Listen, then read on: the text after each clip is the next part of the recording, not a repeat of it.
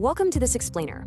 Today, we're diving straight into one of the most infamous, mysterious stretches of ocean on the entire planet to uncover the actual science behind the legend. We're talking, of course, about the Bermuda Triangle. Look, if you grew up hearing wild stories about massive ships just vanishing into thin air or compasses spinning totally out of control, you are definitely not alone. But today, we're going to strip away all that sensationalism. We're looking at exactly what the historical records and modern science actually tell us about this deeply misunderstood patch of water. For well over a century, ships and planes have vanished without a single trace in the Western Atlantic. And it leaves us all asking the same question. Is this region truly cursed by some supernatural force, or is it just misunderstood? I mean, the stories are genuinely chilling, right? No wreckage, no distress calls, zero survivors. It's the kind of stuff that sparks wild theories, everything from alien abductions to interdimensional portals. But if we want to truly understand what's going on out there, we've got to look past those spooky campfire tales and dig right into the hard data. All right, Section 1, Defining the Bermuda Triangle. Let's map out exactly what and where this legendary area actually is. So we hear the name all the time, but the actual boundaries might surprise you. This loosely defined area is absolutely massive. It spans anywhere from 500,000 to 1.5 million square miles, right between Miami, Bermuda, and Puerto Rico. So we're not talking about some tiny localized vortex here. We're talking about a gigantic swath of the open ocean. Since the mid-19th century, this specific zone is widely claimed to be the site of over 50 ship disappearances and more than 20 lost aircraft. With numbers like that, it's pretty easy to see why the public became so fascinated and honestly terrified by this whole region. Section 2, Famous and Mysterious Disappearances. Now we'll look at exactly why this area earned the menacing nickname, the Devil's Triangle. You see, the legend didn't just pop up out of thin air. It's built on massive, devastating losses that shocked the world. Take 1918, for example. The USS Cyclops, which was this massive 300-plus-foot Navy supply ship, simply vanished with over 300 crew members on board. No wreckage was ever found, and there were no storms reported in the log. Crazy, right?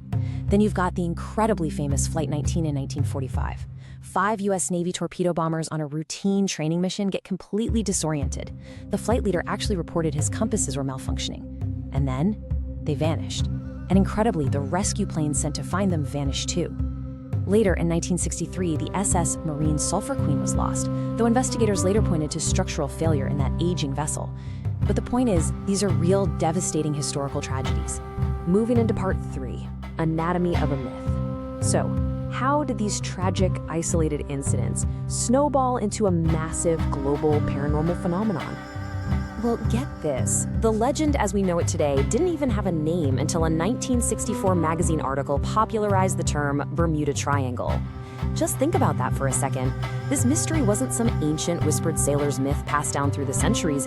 It was largely fueled by sensational 20th century media. Writers basically saw a pattern of disappearances and decided to weave them together into a terrifying narrative that would, frankly, sell a lot of magazines. They essentially created a foolproof formula for a myth. Step 1, group together a bunch of completely unrelated disasters spanning several decades. Step 2, exaggerate the dramatic details. Say the sky turned green or the sea was boiling. And step 3, and this is the most important one, conveniently ignore the totally mundane facts sitting right there in the official case files. Things like sudden bad weather, poor maintenance logs, or overloaded cargo. When you actively filter out the science, well, all you're left with is the supernatural.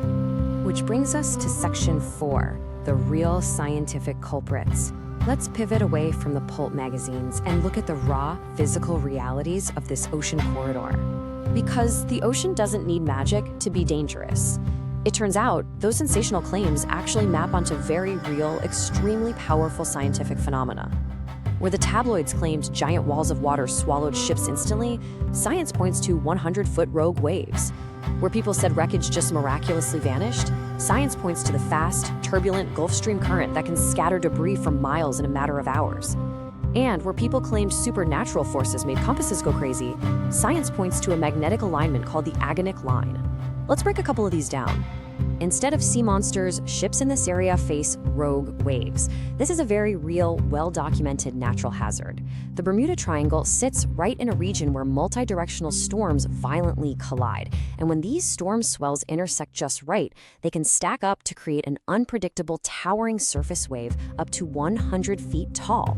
A wave that size? It can literally snap a ship in half instantly, sending it straight to the bottom before a distress call can even be made.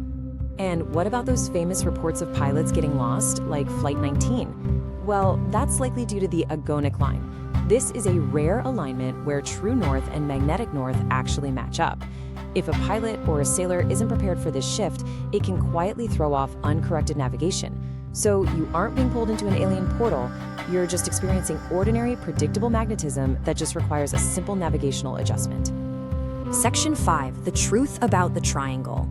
With the physical forces explained, let's wrap this up by addressing the remaining fringe theories and the official scientific consensus. Now, for those who believe that newer theory, the one saying underwater methane gas eruptions are bubbling up, reducing water density and sinking vessels, well, the data tells a very different story. USGS geological surveys confirm there hasn't been a significant seafloor methane release in this specific region for roughly 15,000 years. So I think it's safe to say we can firmly cross that one right off the list. A huge turning point in this whole mystery was when an investigator named Larry Cochet actually went back and dug through the original case files. He proved beyond a doubt that speculative ideas like time warps, dimensional portals, and the ruins of Atlantis really pale in comparison to the mundane leading causes. Most of these supposedly unexplained incidents had incredibly clear explanations on record. We're talking sudden hurricanes before the era of modern weather forecasting, extremely heavy maritime traffic, mechanical failures on aging ships, and of course, simple human error. Ultimately, official agencies like NOAA and the US Coast Guard confidently state that the stormy, busy corridor simply produces accidents at a perfectly normal rate for its sheer traffic volume. I mean, think about it. This area is surrounded by major US coastlines, hugely popular travel routes, and massive shipping lanes. It is literally one of the most heavily trafficked stretches of water on the planet. And, statistically speaking, more traffic simply equals a higher number of accidents. The ocean's deep waters, its unpredictable weather, and that rapid Gulf Stream are all just incredibly effective at erasing evidence. And that gap between we can't find the wreckage and we know exactly what happened is exactly where the myth thrives. It's a powerful reminder that we human beings will almost always prefer a frightening, captivating story over a dry, technical explanation involving maintenance logs and storm reports. Which leaves me with this final thought for you to chew on. If a totally fabricated story can make us ignore the hard science for over a century, what other modern myths are we sailing into right now without even realizing it?